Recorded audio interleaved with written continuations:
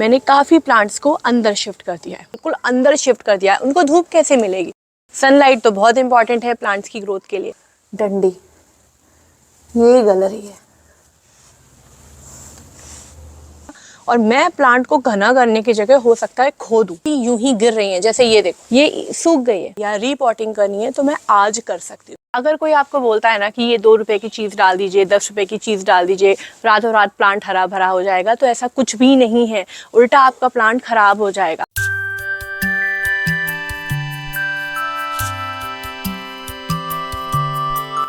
Point number 1, सर्दी के मौसम में ना आपके जो गर्मी वाले प्लांट्स हैं उनको अगर आप सही रखना चाहते हो तो आपको पानी बहुत सोच समझ के देना है। ऐसा नहीं है कि पानी देना ही नहीं है, हम फरवरी में पानी देंगे, ऐसा नहीं करना है।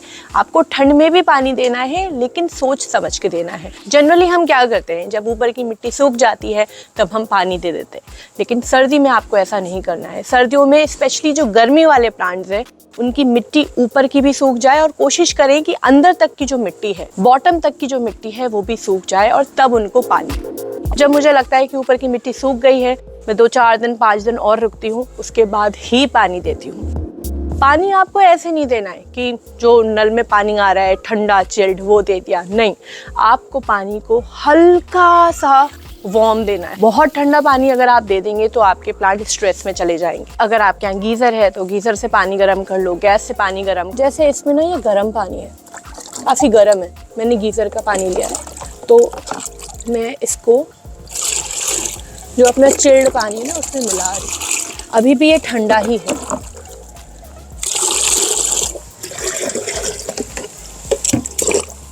अब ये पानी हल्का सा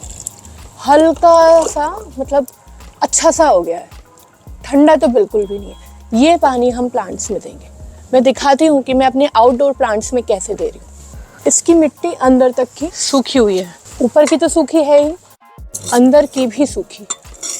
और ये प्लांट ठीक है, मतलब इसको एक्चुअली उतने पानी की ज़रूरत नहीं थी जितनी गर्मी में होती है। देखो पूरी सूखी है ना।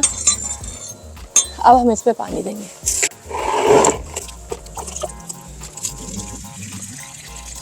अब मैं दिखाती हूँ अनार में। इसकी मिट्टी ऊपर से तो सूखी है, अंदर से हल्का सा मॉइस्चर है, तो मैं अभी इसमें नहीं दूंगी। गुड़हल का पौधा, ऊपर से तो इसकी मिट्टी सूखी दिख रही है, अंदर से देखते हैं कि क्या कंडीशन है। ये अंदर से भी सूखी है, इसमें हम पानी दे देंगे।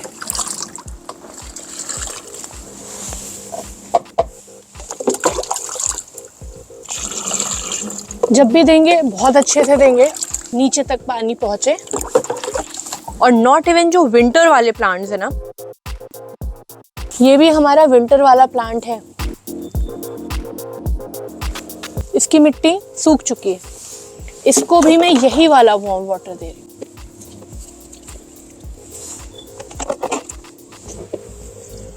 अगर मुझे दिखता है कि मेरे जितने भी गर्मियों वाले प्लांट्स हैं, अगर उनमें मिट्टी जम रही है, धूल जम रही है, सफाई नहीं है, तो मैं महीने में एक बार उनकी सफाई भी करती हूँ। ऐसा आप भी करना, ये बहुत इंपॉर्टेंट है। ये जो पानी जिससे मैं स्प्रे कर रही हूँ वो भी वही हल्का वाला वार्म वाटर है। पॉइंट नंबर 2, ये बहुत ज़्यादा इम्पॉर्टेंट है। अगर आपने अपने गर्मी वाले प्लांट्स को ठंड से नहीं बचाया तो बेकार है। फिर आप कुछ भी कर लो, आपके प्लांट सरवाइव नहीं कर पाएंगे।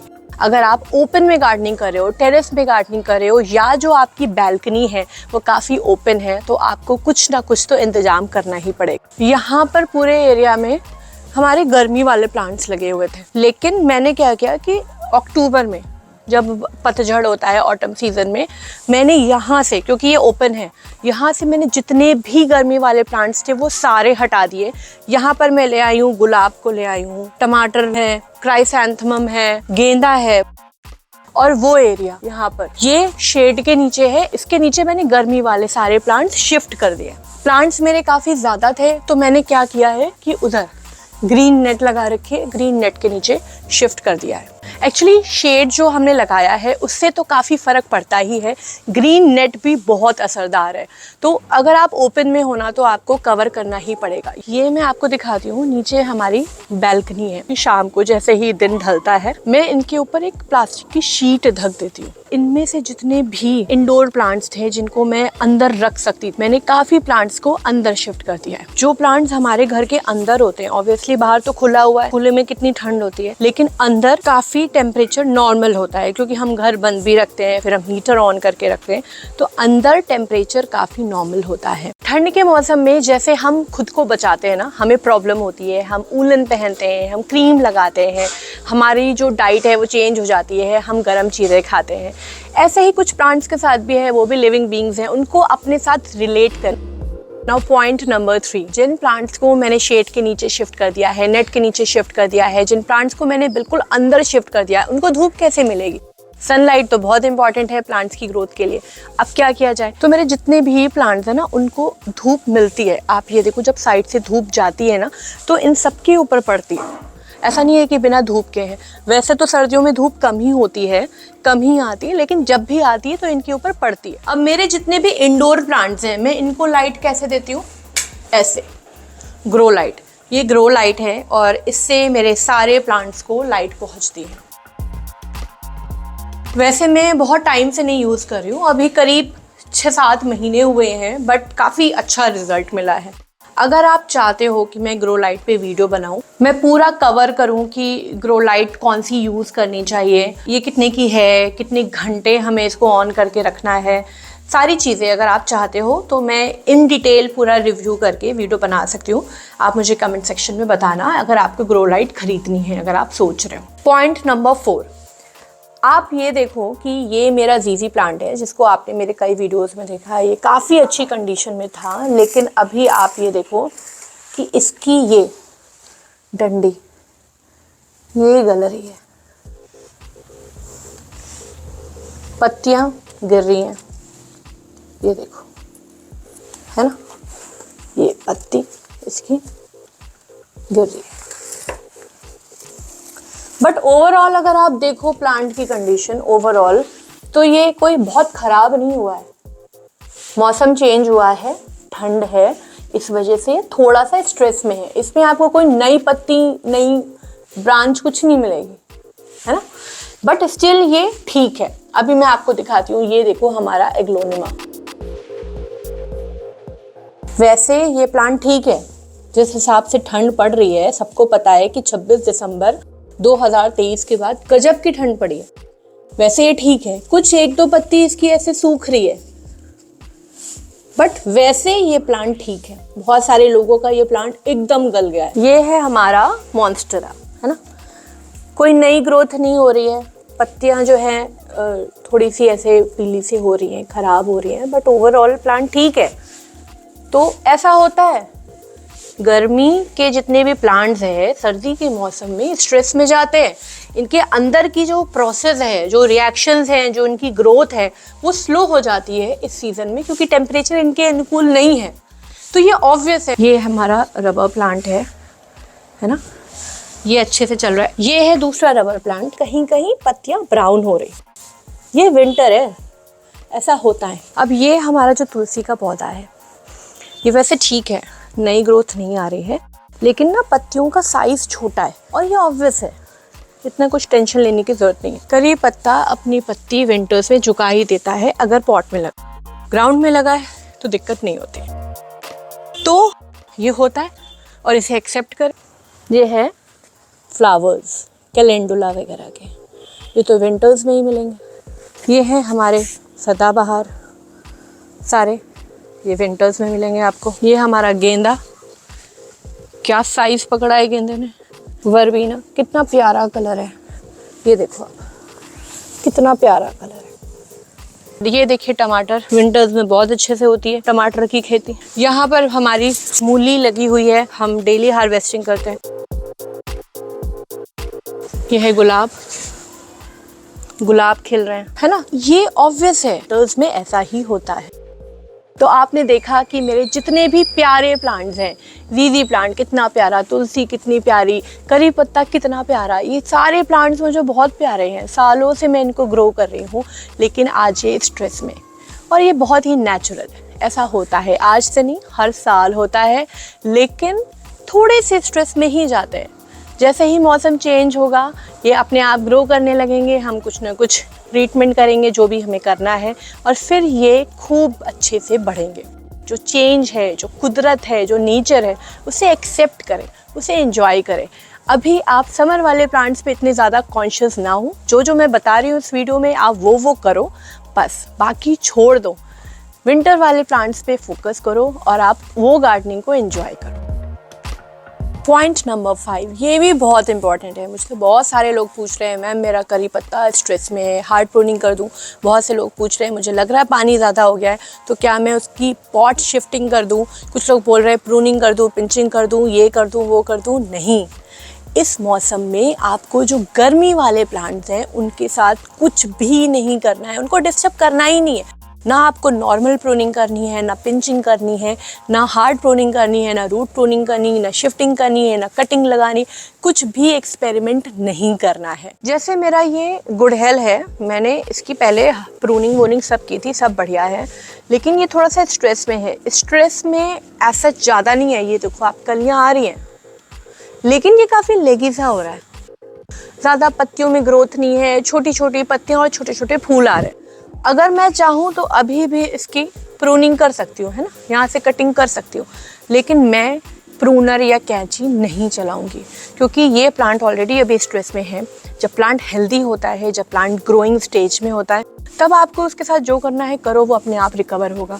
लेकिन इस समय ये प्लांट और ज़्यादा स्ट्रेस में हो जाएगा, और मैं प्लांट को घना करने की जगह हो सकता है खो दूँ। एक और प्लांट मैं आपको दिखाती हूँ जो मुझे बहुत प्यारा है। तो ये मेरा हर श्रृंगार है, आपने मेरे वीडियो में देखा है ना, और वो वीडियो भी आपने बहुत पसंद किया है। इसमें फ्लावरिंग हो रही है, इसमें बीज बन रहे हैं, सब कुछ है, लेकिन एक बहुत बड़ी चीज़ ये है कि ये जो प्लांट है ना, इसका पॉट हो गया है छोटा, इसको अब हमें शिफ्ट करना होगा, या मैं ये कहूँ कि इसको बाहर निकाल के रूट प्रूनिंग करनी होगी, उसके बाद ही ये प्लांट अच्छे से ग्रो करेगा।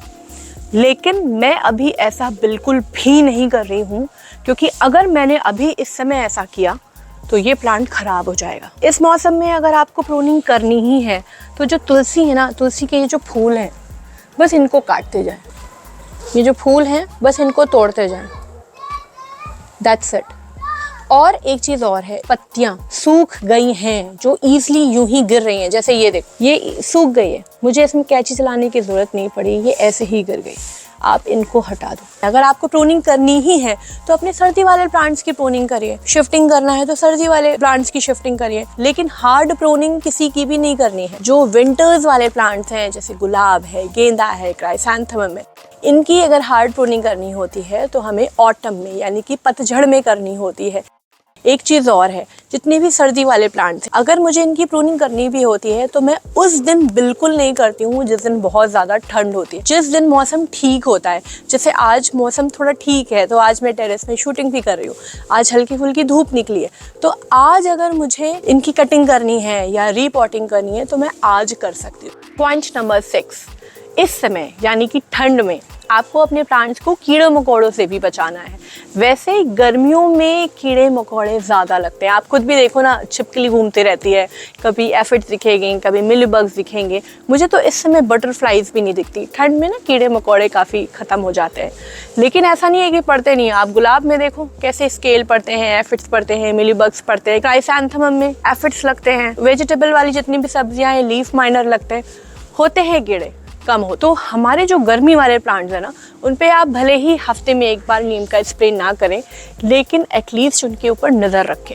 अगर आपको कहीं भी दिखता है कि कोई पेस्ट का अटैक हो रहा है, कोई डिजीज़ लग रही है, तुरंत नीम ऑयल का स्प्रे करें, ट्रीटमेंट करें और उसको ठीक करें। अगर प्लांट स्ट्रेस में है और कीड़े मकोड़े लग गए तो सारा न्यूट्रिशन खींच लेंगे, आपका प्लांट ख़राब हो सकता है। पॉइंट नंबर 7, ये बहुत बहुत बहुत इंपॉर्टेंट है। इस समय जो गर्मी वाले प्लांट्स हैं उनकी ग्रोथ नहीं होगी, बहुत ही स्लो ग्रोथ होती है।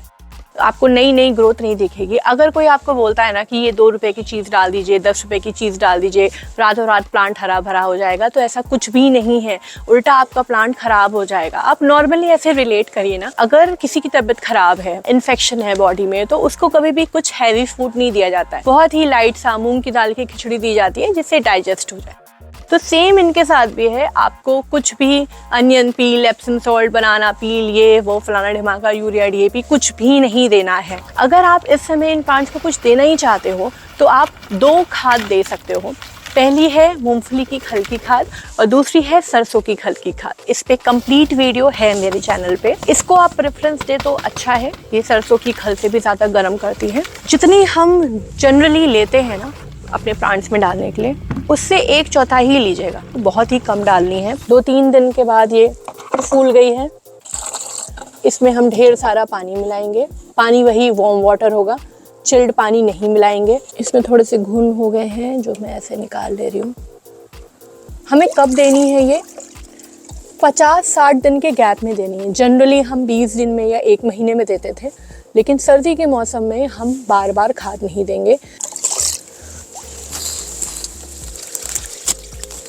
हम ये जो खाद दे रहे हैं ना, ये हम इसलिए नहीं दे रहे हैं कि प्लांट की ग्रोथ हो जाएगी, नई नई पत्तियां हो जाएंगी, प्लांट रिकवर हो जाएगा। नहीं, हम ये खाद इसलिए दे रहे हैं क्योंकि चाहे मस्टर्ड केक हो, चाहे मूंगफली की खल की खाद हो, ये सब गर्म होती है, इनकी तासीर गर्म होती है। तो जब ये मिट्टी में जाएंगी तो ये मिट्टी को थोड़ा सा गर्म करेंगी, तो प्लांट को टेम्परेचर ठीक मिलेगा, इससे ग्रोथ नहीं होगी। और दूसरा फायदा ये भी है कि जब हम खाद देंगे तो हमको भी मेंटली खुशी होगी कि हाँ भाई हमने खाद दे दी। ऐसा नहीं है कि जो खराब प्लांट है वो ठीक हो जाएगा, लेकिन ये प्लांट और ज्यादा खराब नहीं होगा। पॉइंट नंबर 8, जितने भी आपके पुराने प्लांट्स है ना, जैसे ये स्नेक प्लांट बहुत पुराना है, ये हाइब्रिड गुड़हल बहुत पुराना है, ये मेरा स्नेक प्लांट बहुत पुराना है, ये दोनों स्नेक प्लांट बहुत पुराने हैं, नॉट इवन जीजी भी बहुत पुराना है, हर्ष श्रृंगार बहुत पुराना है। तो ये जितने भी पुराने प्लांट्स हैं ना, ये ना तो इतने ज़्यादा स्ट्रेस में जाते हैं और बहुत जल्दी रिकवर भी हो जाते हैं।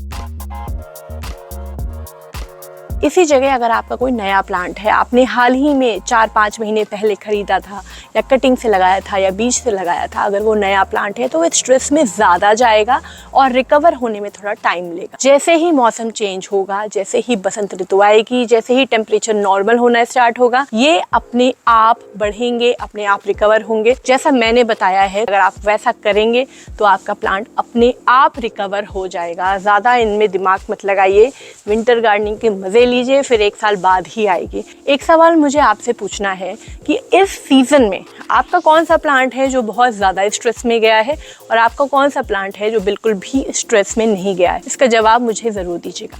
आज के वीडियो में इतना ही। So make your own garden, be safe and stay connected. Bye bye.